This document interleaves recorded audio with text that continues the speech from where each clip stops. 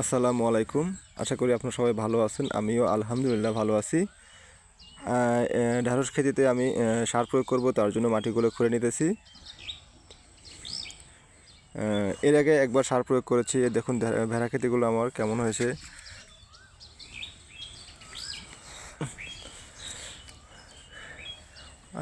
আমি এইভাবে খুঁড়ে নেওয়ার কারণ হচ্ছিল সারগুলো আমার নষ্ট হবে না। মাঝে মাঝে মরিচ খেতেও আছে, একটু মুসিবতে পড়ে গেছি মরিচ খেতিগুলো নিয়ে আমি। এর মাঝে আমি আমার গরুকে খাবার দেওয়ার জন্য ঘাস নিয়ে রেখে দিয়েছিলাম, তা দিতেছি। অবশ্যই দেখবেন ঘাসগুলো কেটে দিতেছি আমি, কিন্তু আমার ছেলে খুব ডিস্টার্ব করতেছে। গরু তাকে লাথি মারার চেষ্টা করবে, একটু সে গুতাও দিবে, আবার একটু দেখেন একটু পরে কী অবস্থা, দৌড় দিছে। হ্যাঁ, আবার যাইতেছি ভেড়া খেতিতে। তো ভেড়া খেতিতে গিয়ে এবার আমরা সার দিব, কারণ মাটি তো আগে খুঁড়ে রেখেছি আমরা। এটা এখানে আমার কানটি ধনিয়া পাতা লাগাইছে, তেমন হয়নি। এটা আমাদের জমিতে গেছে পানির লাইনটা। এইবার মুসিবত, এই দেখেন আমার ছেলে কেমনে পার হয় সবাই।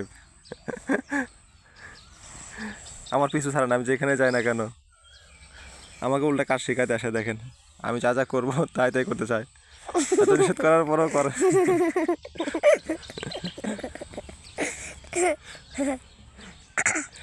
তো ভিউয়ার্স, আমি এখন কিছু ইউরিয়া সার এবং ড্যাপ সার, তারপরে চলো টিএসপি সার আনছি বাজার থেকে, তা অল্প করে প্রয়োগ করব।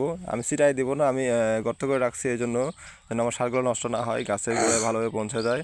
কারণ আমার ঢেঁড়স গাছগুলো বৃদ্ধি করার জন্য আমি এই পদ্ধতি প্রয়োগ করছি। আর এতে আমার আগাছাগুলো পরিষ্কার হয়ে যাবে। এবং এটা ঢেঁড়স খেতির পাশে আমি ঝিঙ্গা গাছ লাগাইছি, সেগুলো তো দিয়ে দিলাম মাঝে মধ্যে একটু করে সার। এই দেখুন, এভাবে আস্তে আস্তে আমি সবগুলো দিয়ে দেবো লাইন লাইন বাই লাইন।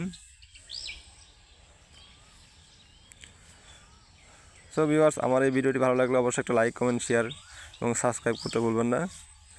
আর এই সার দেওয়ার পরে যে ঢেঁড়স খেতি বৃদ্ধি হবে কি বলবো আর, দেখেন কাজের ফাঁকে ফাঁকে এটাও দেখাতে হয় আপনাদের। এত নিষেধ করার পরেও কাজ করতেছে কোথায় এসে, দেখেন। বেশি নিষেধ করলে বেশি করে, এজন্য অল্প একটু নিষেধ করেছি আমি। কারণ এখানে একটু আমি পাট শাক ছিটাইছিলাম, পাট শাকগুলো মোটামুটি ভালো হয়েছে আলহামদুলিল্লাহ। এইগুলোর বয়স 10 দিন।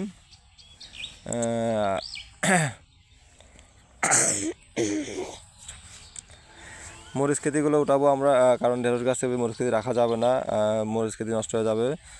লাউ গাছে, আমার লাউ গাছে ফুল আসতেছে। মাঝে মধ্যে আমার ছেলে এখানে ড্রেন পরিষ্কার করতেছে। ড্রেন তো পরিষ্কার নাই, সে তার মতো খেলাইতেছে, কিছু করার নাই। কারণ বেশি কিছু বলতে গেলে সে আমাকে কাজ শেখায় উল্টা, সে বেশি চালাক আমার চেয়ে হয়ে গেছে।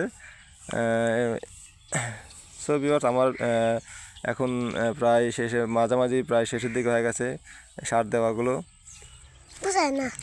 সার দেওয়া শেষ প্রায়। এগুলো এখন আমার মাটিগুলো ঢেকে দিতে হবে, কারণ মাটিগুলো ঢেকে না দিলে তো সারগুলো উপরে থাকবে। এবং এভাবে আমি আমার সম্পূর্ণ জমিগুলো মাটিগুলো ঢেকে দিব আস্তে আস্তে।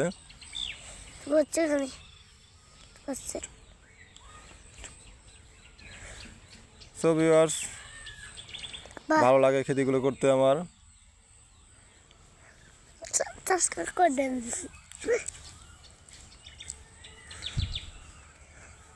আলু খেতি আছে এখানে, আমার সব খেতি আছে। আলু খেতি, ঢেঁড়স খেতি, ভুট্টা খেতি, লাল শাক খেতি, বৈতা শাক খেতি, তারপর ধনিয়া পাতা তো আছেই। আলহামদুলিল্লাহ, এখানে আমার সব ধরনের খেতি দেখা যায়। মূলা দেখা যায় এখন বর্তমান সময়ে, কারণ মূলা তো খাওয়া যায় না, মূলার দানাগুলো দেখা যায়, নিয়ে নেওয়া যাবে একটু।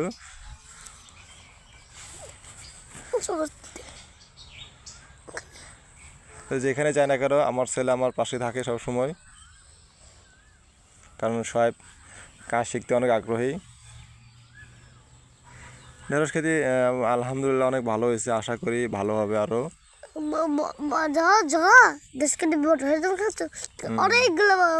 হ্যাঁ, তোমার ভিউয়ার্সদের বলো না একটা লাইক, একটা কমেন্ট, একটা সাবস্ক্রাইব করতে, বলো না। লাইক, সাবস্ক্রাইব, করে দেন। এটা আসলে রমজান মাসে আমার এটা বিকালবেলা ভিডিওটা করা। এখন প্রায় ইফতারের আধা ঘন্টা আগে এটা আমার কাজটা করা হয়েছে।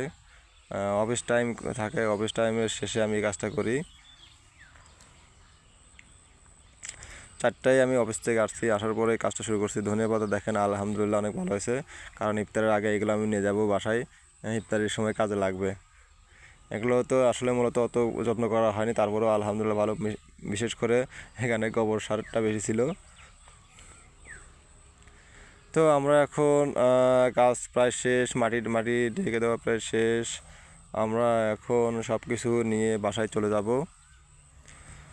এই জন্য গোছাতেছি আমি আমার সবগুলো সার।